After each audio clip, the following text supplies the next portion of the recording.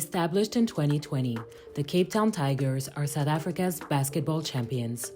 They qualified for the first season of the Basketball Africa League and made it up to the first round of the playoffs in the second season in 2022. This year, the team welcomed Afrobeats music mogul Mr. Easy as an investor, former LA Lakers assistant coach Rashid Azard as head coach, and signed former NBA G League guard Zaire Wade in its roster. This year, the Tigers are coming strong to compete for the third season of the Basketball Africa League, and Silverbacks Valley brings you their origin story. This looks like a black X-Men. Lots of superpowers. Ladies first. Always ladies first. My name is Shantae Butler. I am a suburban girl. Grew up in the suburbs of Michigan, Detroit, Michigan. But now I'm a city girl in New York City, really heavily involved in healthcare technology, and excited about the opportunity that Cape Town Tigers presented to me 2.5 years ago. A journey of blood, sweat, and tears, but really of love and passion and family, and how that all came together. And so it's really a special thing to be a part of. Beautiful. Dia. Yes, so happy to be here. My name is Dia Martin. I'm a Michigan girl as well. Newsflash, Shantae and I have known each other for decades. This is full circle for me. Ever since I was a little girl, I always was interested in sub-Saharan Africa and working, living, investing on the continent. So this has just been an amazing opportunity and a way for me to mesh my background and business experience in finance with my passion for the continent and my passion for having a global Black community, global community of African descent, working and investing together. Beautiful, beautiful. BJ. My name is William McFarland. Everybody knows me as BJ. I'm from Jamaica, Queens, New York City. This is my first time in this part of Africa. I guess you could say I've been to Egypt once, but like a vacation kind of thing. But it didn't really give me the sense of what I've experienced since I've been to South Africa, Cape Town especially. Wonderful, wonderful. Raphael. So, Raphael Alexander Edwards. I'm from Brooklyn, New York. And how the Tiger was born, right? So I'll say a quick story on how I believe the Tiger was born. BJ and I grew up playing against each other in New York City. Basketball, extremely competitive, rivals. You know, we always had that love-hate relationship between each other. And years passed, you know, I was doing my training thing. BJ hit me up and was like, yo, Ra, I need some help. I want to, you know, do this, do that. And I was like, yeah, you know, this is how you do it. Anything you need, just let me know. I'll do meal plans, you know, just let me know what you need. So that was already a step I thought that was big of him because how we were rivals growing up. A couple years later, he hits me up. Yo, Ra, I got this one kid. He tells me the kid's name. He's like, yo, you know, I've been helping him, but I know I can't help him anymore. I see what you've been doing. I want you to help him. Now, I thought that was gigantic, right? Because you know men, you know men's egos. So for him to say that and ask me to help this young man, so I thought about it, because especially at that time, I wasn't getting out of the bed if I wasn't getting paid. So I took a deeper look into his situation and the kid, and I opted to train the young man for free.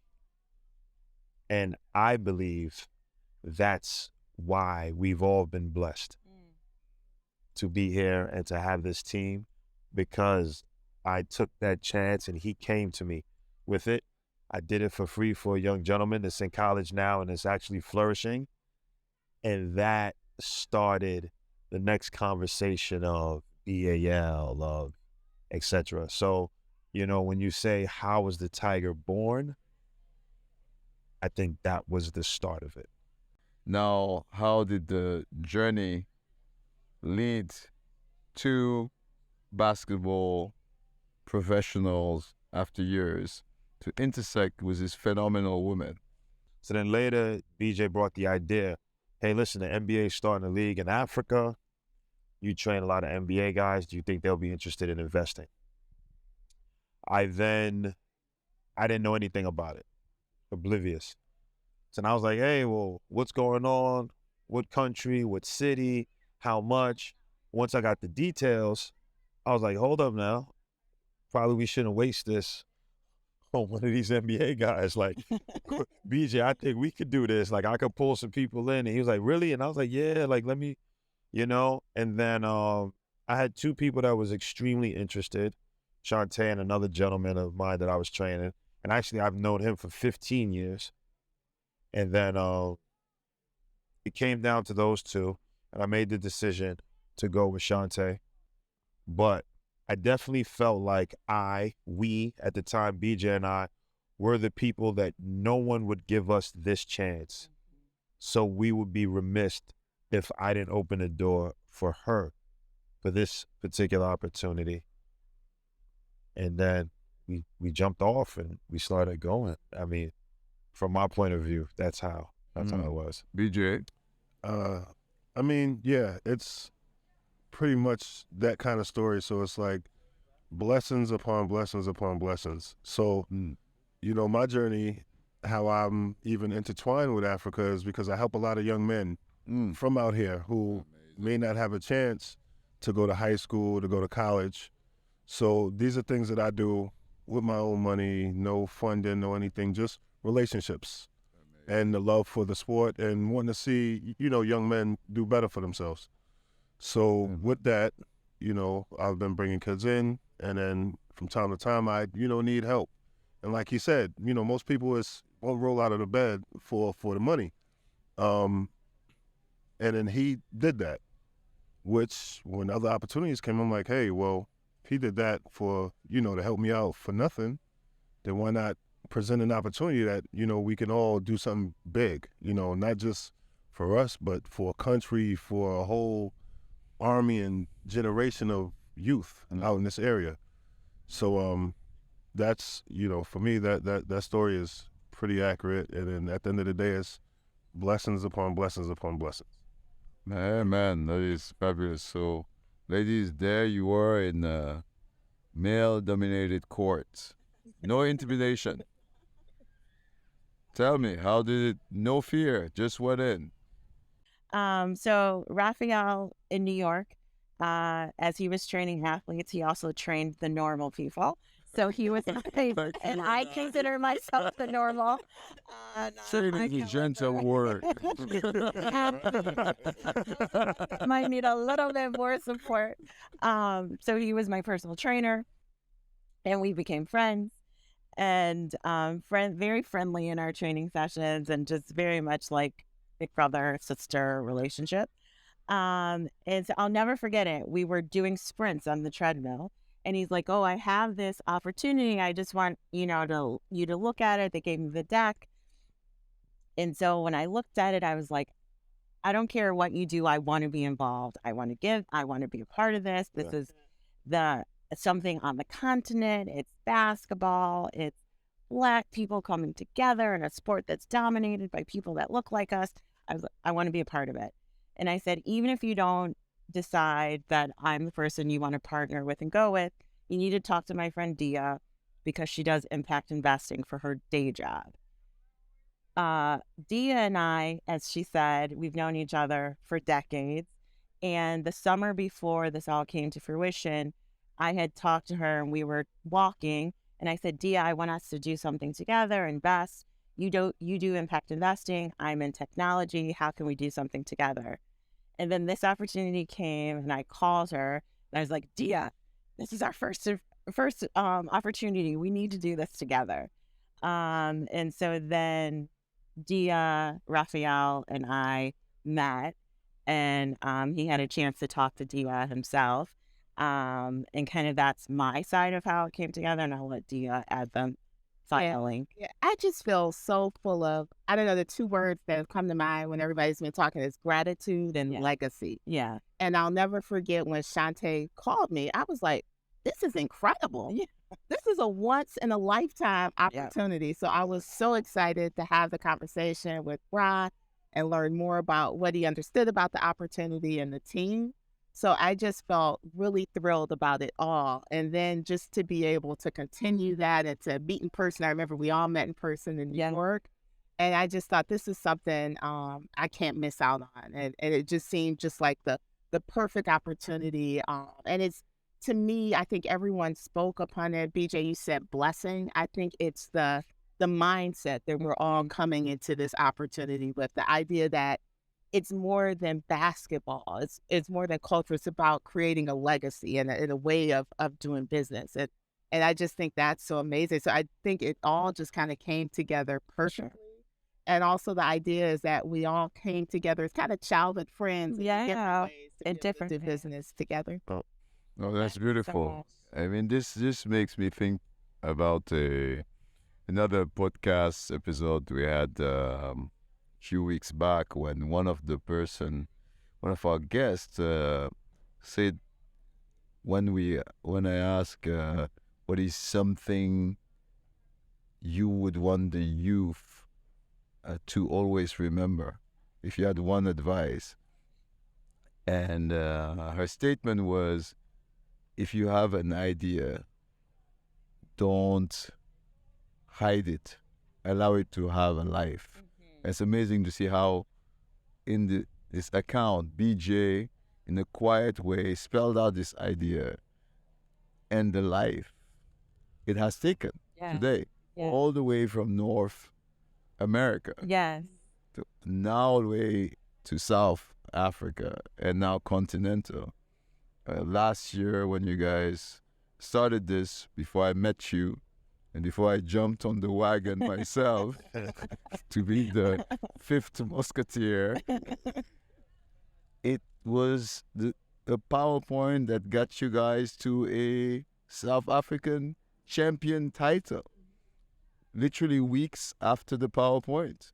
So tell us about that escalation of event from a idea to a championship last year in the whole of South Africa, another one this year, and obviously a lot more. Tell us more about that process, Raphael. The process was extremely hard. It's only been since we played our first game that like really mattered, probably 16 months or so. But the process started with, so we weren't the Cape Town Tigers to start. So Dia wanted to call us the Penguins. You're right. That was like, what? We'll be laughed out of the gym. There's no way we're the Penguins. Like, the Penguins are cute. Yeah. And then so we went from the Penguins to the Sharks, where they have a professional team, the Sharks already, so that wasn't going to happen. So then I started trying to think outside the box of, okay, what animals prehistorically were in this part of the world? And I started Googling, and saber-toothed tigers came up. So then we became Cape Town saber-toothed tigers. For a brief moment. Right? And we found the logo, the initial logo, and that's why the tooth in the front is so long. But then it was just too long to say. So then it was just Cape Town Tigers. Then now we had to pick a team. And we could get any American talent, right? Any imports, we could get them here. Between my relationships, through BJ's relationships, we could get them here. But the key was to get the national players better. And not only get them better, but have the confidence that they are better, right? So it's twofold. And that was the journey that led us into our first national championship, basketball-wise. The second one, we're actually showing who we are now. A year in the system under our belt, the right type of energy. And like Shantae said, it's family, it's passion, and that stems from us. It goes down to the coaching staff, and it definitely permeates through the team, because I always tell them, I've never been a part of a professional basketball team that's as close as they are. BJ's first time in South Africa, he and I were talking after one night of practice, and he was like, Rod, you put together a really good team here. And I'm like, yeah, you know, the point guard is really good. And he was like, nah, I'm talking about off the court team. And he meant, you know, the coaching staff, the GM, you know, and I think it definitely comes from us and it's genuine and it trickles down. You know, I tell the guys, yes, we're in business, right? We're in business. Everyone's in business to make money. But how we, Severus, goes about doing the business is what matters to us. Yeah. And it's different. So that's beautiful. That is rich. I can only imagine that with all this success, having a team like that with women ownership, how does that feel? And how do you see this play a role, obviously, within women, Black community women, and in terms of legacy? I think for me, I haven't spent a lot of time thinking about the legacy because it's so much. And so in the moments when I do think about it, and as we were just joking as we were coming down to sit down here, I am definitely the emotional one of the team. So it definitely makes me very emotional, right? Because it truly has been blood, sweat, and tears to get us to this point. And in the moments when it's very real, like when we played this week and we were doing our picture, we were holding the South African flag and they were playing music. I was like, oh my God. And I said to Ron, the cab, we did it. Like, we're so, like, all the work and things that we've done to get here has really happened and is happening. And when I think about the legacy, obviously, for me as a Black woman to be involved in something that has this magnitude and impact is really an honor, you know, to be a part of. And I'm so thankful to be with these and you, for people to be a part of what we're building, and to be a part of women having opportunity and access and examples of what the possible is, and that you can dare to dream and even your dreams can surpass. The reality can really surpass your dreams. I never thought that I would own a basketball team. It wasn't even on my map. But I think being open to the opportunities that are presented to you and being prepared, all the things doing up to that really means a lot. And I think that that's a great example for women and that anything is possible. I'm just really thankful and blessed to be a part of it. And it's just truly an amazing moment. And when I do have those moments, it definitely still makes me very emotional to be a part of it. Today's episode is sponsored by Super Returns Africa. Super Returns provides the leading venture capital and private equity events across the globe. They feature the biggest players in the industry. Its Africa chapter meets annually in Cape Town. They deal with over 400 business leaders, including GPs and LPs. Together, they explore Africa's most crucial trends, challenges, and innovations. We at Silverbacks Valley are big fans.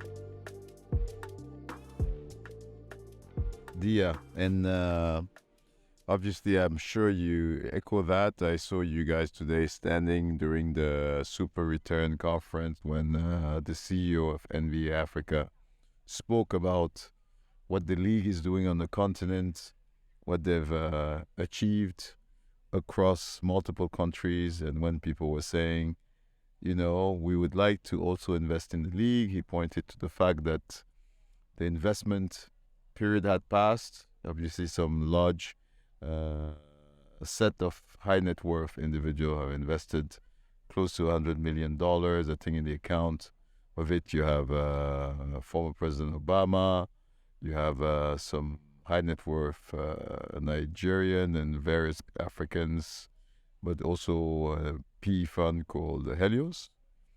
And he said that right now we're not raising anymore. But, you know, if you're looking at teams, you should speak to these two ladies.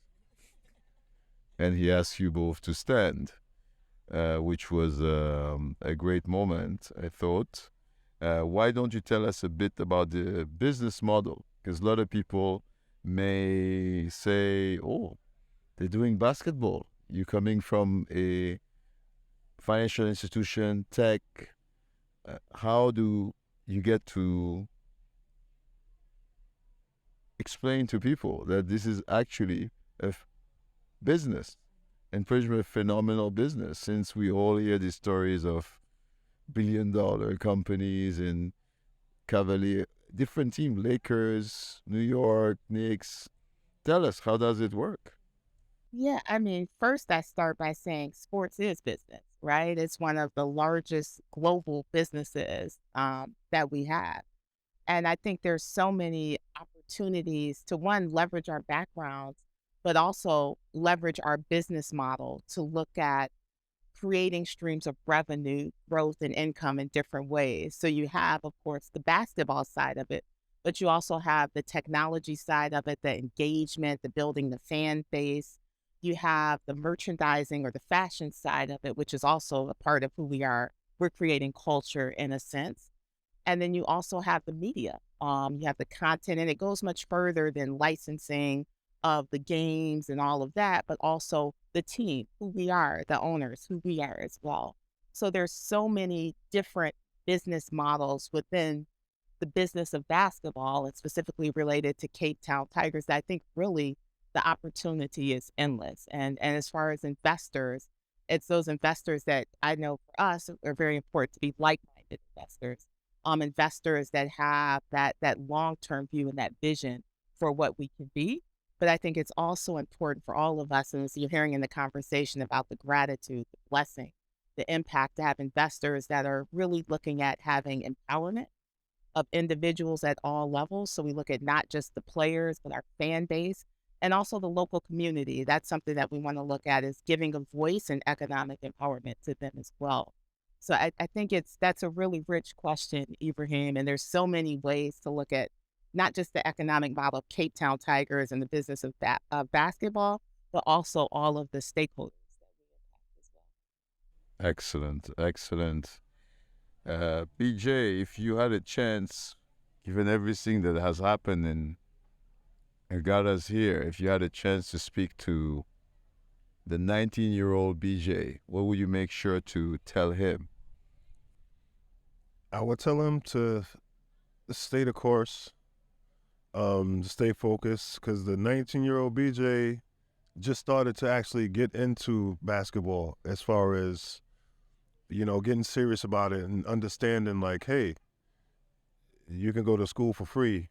That's one less burden off of your mother, So I would just tell him to keep pushing and doing what he's doing, as far as attacking basketball in that kind of way. Because I haven't played high school basketball in a sense. So it just kind of happened that I got a scholarship to go to college, and from there, the love, the passion for the game took it to other levels. Excellent, excellent. How about you, Shante? If you were asked, what is your superpower? Oh, What my would that be? superpower. I think my superpower is influence and consensus, right? So I am definitely a consensus and kind of connector. Mm-hmm. And so I think that definitely is my superpower. And I think it's because I really lead and come from a place of like love. So I thought you were going to ask me what was one thing I would tell my younger self. And I think it would be like this place of like giving yourself grace and love and kindness, and not being fearful, right? And taking chances and risks. Beautiful. Oh, Raphael, you also get to answer the two questions. Speaking to baby Raphael, or teenager Raphael of 19, and then superpower. Speaking to 19-year-old Ra, I would say, take all these bumps and bruises in stride, but you have to take them. Wow. All the crazy ideas, all the visions that you're thinking about is not for nothing. Just keep going. Keep being, as some would probably think, overconfident in yourself, because it's gonna pan out. You know, the world or society wants you to fit into a box, right? If you're not supposed to be such and such, then you should never have this thought that you can do grand things. And, you know, keep being hard-headed and keep not listening, right? It's a catch-22. The hard-headedness got me in trouble, but it also made me, So I tell you that the same thing. yeah, keep going. Makes you BJ always says, makes you and BJ's like, you a jerk, but that gives you what you are, so. He said that to you. He's like, he's that, but we need that here. Yeah, so I would tell him, you know, all the failures, it's all right, keep going. Excellent. Well, how about you, Dia? Just thinking what I would tell my 19-year-old self, enjoy the journey. Because that's what life is, right? It's a journey. So just to enjoy it and just make most of every opportunity. It's, you know, I think it's kind of what you said, Brian. If you just stick with what the standards or the structure that society has told you has been set for you, okay, maybe you avoid some of the failures that you get into when you take risks, but then you also don't get to those higher levels. So I think it's all about enjoyment and just like testing your limits, like going on to that next level. Amazing characters. You know, in the line of investing, you say that the primary feature of a good investment is a unique, resilient, and ready to excel founder. So everything you've said here really speak to that key character and feature that has all the elements and no regrets and is enjoying the journey. I was speaking to someone that was telling me, but I heard this team where your co-owner from Cape Town was doing something in Paris and then something in New York. It looks like it's all over the place. What is going on? What do you say to that? We're in a very unique situation, right? First of all, we have the credibility, the legitimacy of the brand, right? The NBA, we're a part of that. We're in the BAL. So we're solidified. We have the ability to flush out ours and our brand, right? So it creates lateral movement. So now we can be, outside of the NBA, we can be viable, right? Outside of NBA teams, we can be viable on 3 different continents, right? New York City, it's a shoo-in. BJ and I, the work we done put in there in that city, which is the mecca of basketball, anything we touch down within the city is going to give a once over, a twice over, 3 times over because we brought it there, right? With legitimacy. Then we also touched down in the best basketball tournament, summer tournament in Europe, which is the Quad 54. So this is what I talk about, lateral movements, right? And in the United States, basketball culture is taking a shift. So when BJ and I were growing up, NBA guys always played in summer leagues and you went against them and they played hard. But for 15 years, that stopped. They're like, no, we're not playing in this. They were like too good for it. Now it's kind of sort of coming back. And I really believe that the Cape Town Tigers is spearheading it because we had a professional basketball team at the level that we're at, not just players, come and play these summer league games, right? The Lakers can't do that.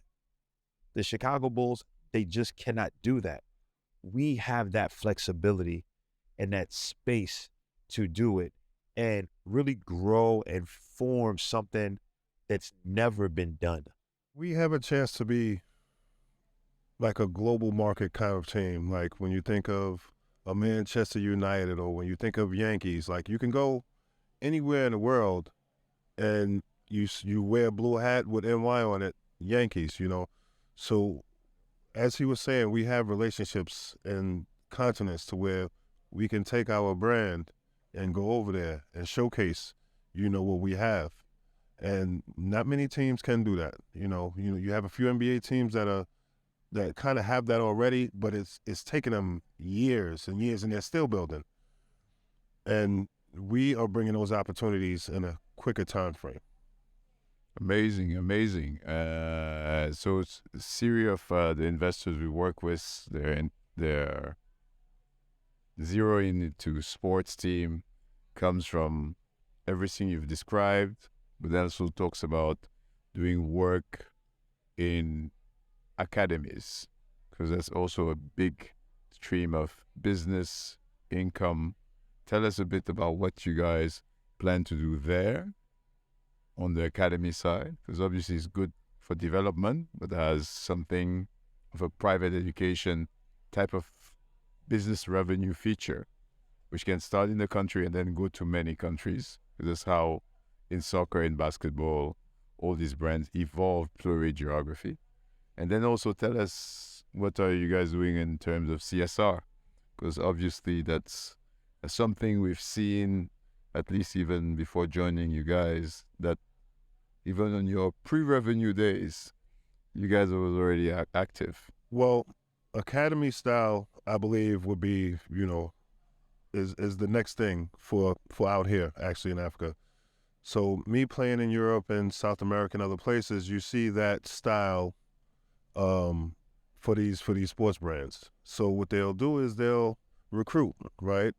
Mainly they'll recruit here, Africa.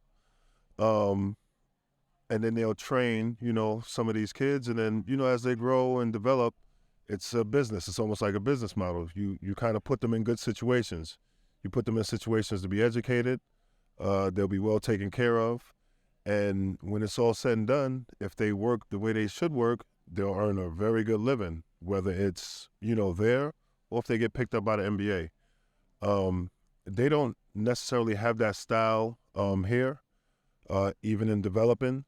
So we're kind of like implementing that. And, especially with him being out here, I've called him a couple of times like, hey, all right, what's your schedule? You know what? I'm thinking about having a couple of kids, stay and work out with you guys so that, in basketball, Father Time is undefeated.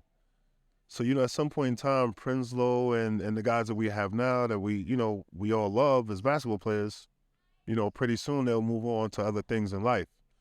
And what we're trying to do is have the younger guys come up and develop and put them in good situations where they can get educated or they can, possibly earn a lot more money, whether it's with us or NBA or somewhere else. Yeah. So the academy style just kind of brings up like a farm system of putting people in the right situations and giving them opportunity. Yeah, so I think we've done a lot in corporate social responsibility, and I just feel like, again, it's part of the fabric of who we are as a team. So early on, as you mentioned, even pre-revenue, we've engaged local youth and Guguletu and also other areas to bring them in and to have them learn about the Tigers, learn about opportunities there. Also, as different events have occurred, for example, when the second Black Panther movie came out, to bring those youth in with us to go see the movie together.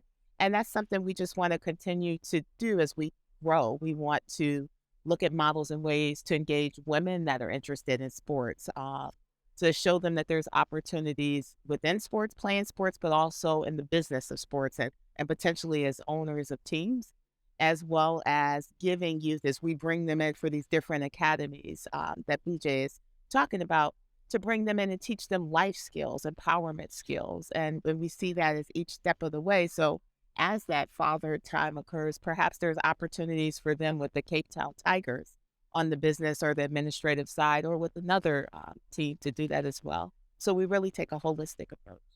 Phenomenal. Well, yesterday there was a game.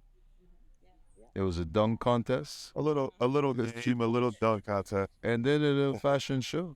Yeah. And a bit of music performance. Tell us about all that concoction. That's like a very interesting drink. Yeah, that's what sports is. That's what basketball is, really, right?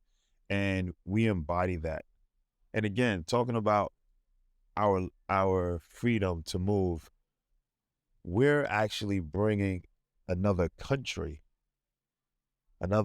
culture, everything over to the United States and dropping it there, something that they've never had in this abundance, but then also fusing it with what we do and what we have. And that's basketball, that's music, which are piano, right? We're dropping that in Brooklyn and people are like, oh, wow. At the game that we're playing on our tour, we're having a braai. You know, like we're doing all of these things, and we're just intertwining everything and teaching at the same time. While you're teaching two different cultures about each other, you're also showing everyone in the park, the youth and adults, right? In these parks that we grew up in, people that have known us forever, wow, they did this, right? Just like one of our players said, well, if you can see me and see that I did it, you know you can do it, right? You always talk about like world records being broken. People always say, oh, you can never break this, you can never break that record until it's done. Then once it's done and people see that it's done, it's repeated, and it's just going to keep being broken because you have a mark to aim for. And that's what we want to be. We want to be the mark to aim for, not only in African basketball, BAL, but globally.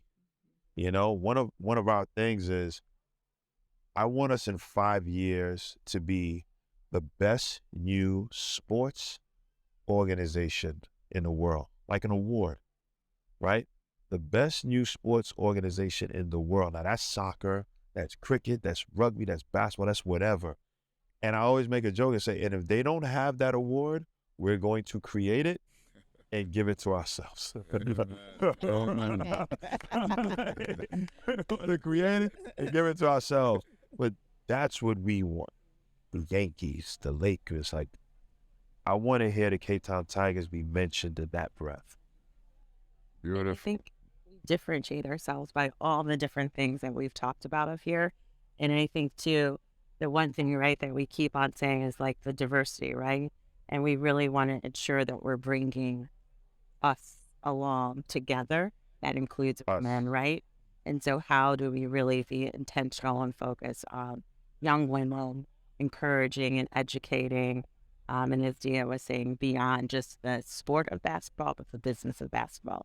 And also how you can take these skills and carry it into different and other things, right? Not everyone will become a professional basketball player, right? But there are so many other things you can do with the skills that you learn about being a part of a team, being a leader of a team.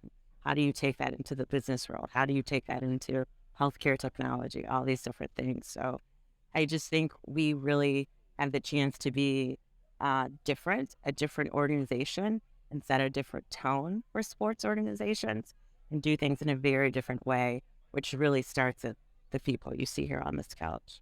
Beautiful, beautiful. Well, before we depart, the word of goodbye is about your inspiration. So in Africa, one of the largest trees is the baobab.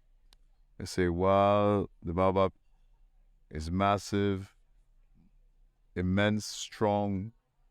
It all starts with a root underneath the soil that you don't see. What is that root? In the name of a person, a book, or something else for each of you. Starting with you, BJ. I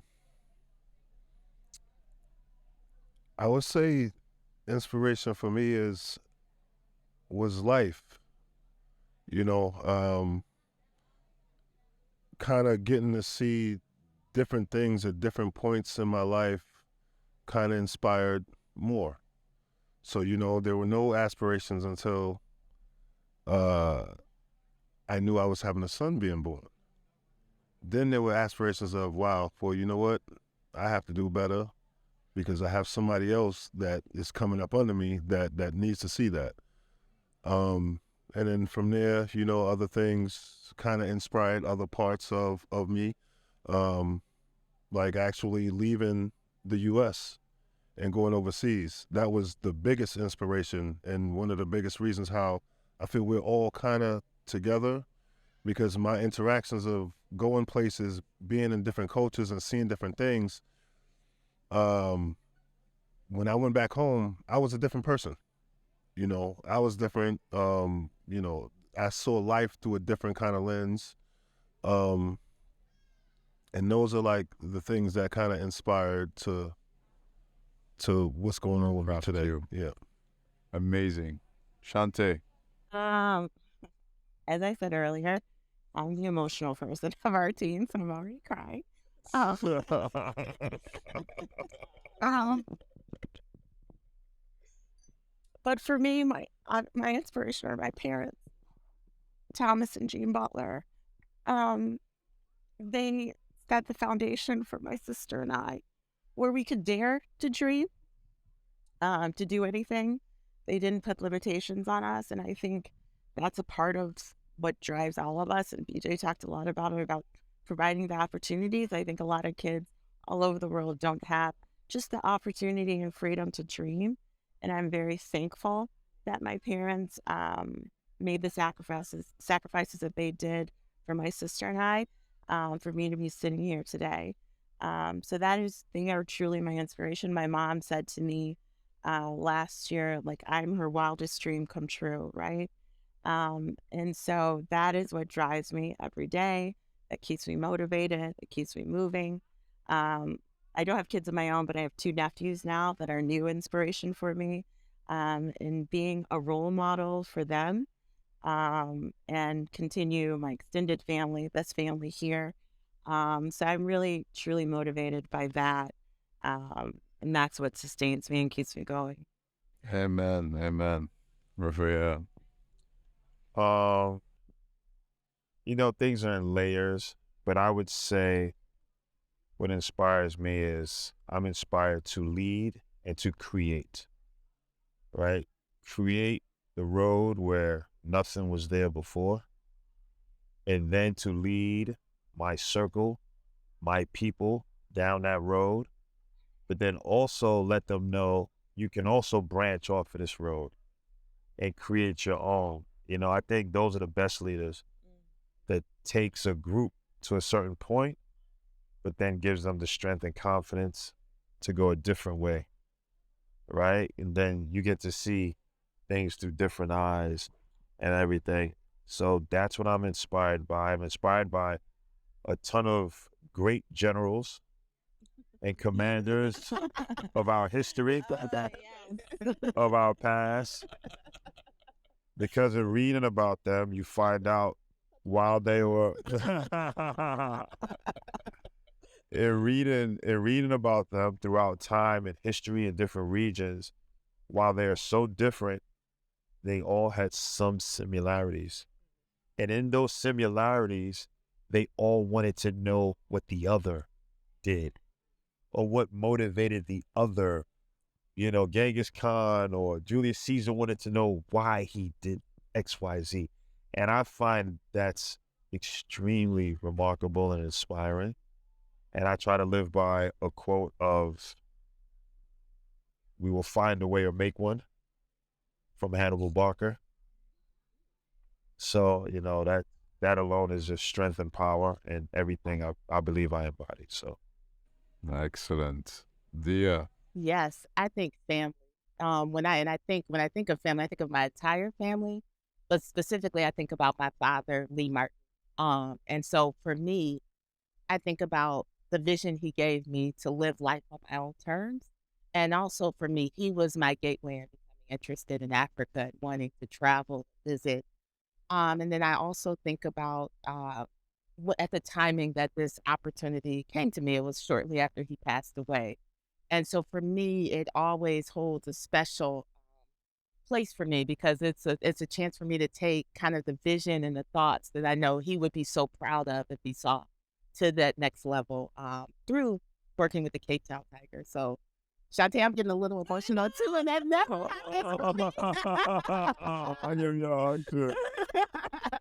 So, that's what I say, family and legacy. And I think about my nieces and my mom and my extended family and how excited they are. Everybody wants a Cape Town Tigers jersey, and now we have them available to buy. So they'll definitely be getting that for Christmas. Oh, Di, I love how you just plugged. Shameless plug. Shameless plug. It's all about business. Can I ask for one thing? Yes, please. Before we get out of here, I would like to know what inspires you, our great host. So I would say for sure, like all of you, family. But I think family is the root by way of father, mother, siblings, and that community, that tribe, what it means and what it ought to give you in terms of lessons, in good and in bad. That I don't believe that there's such a thing as a negative thing. There's only lesson to be learned if you turn that event into a powerful opportunity to build autonomy. So to me, one thing about family is if you can learn some lessons where it makes you stronger and where your strength can be given back to that family and to that community. And I believe in that small ecosystem is something that you ought to find a way to replicate in small tribes at a time, because you need to find reinforcers of self. But it must start with your ability to gain from the event and to never complain, to only strive, because each event is only an event for more lessons. And that's what I think I get as a blessing from having met you guys, because the potency of your singularities together is something that contributes in an event that becomes a better me and a better us. And I just love the power of that sequence of life. And I, each time, wake up in the morning looking for another chance to replicate that journey and make me better for another us. And this is a phenomenal us, and I couldn't pray for a better one. So I'm grateful.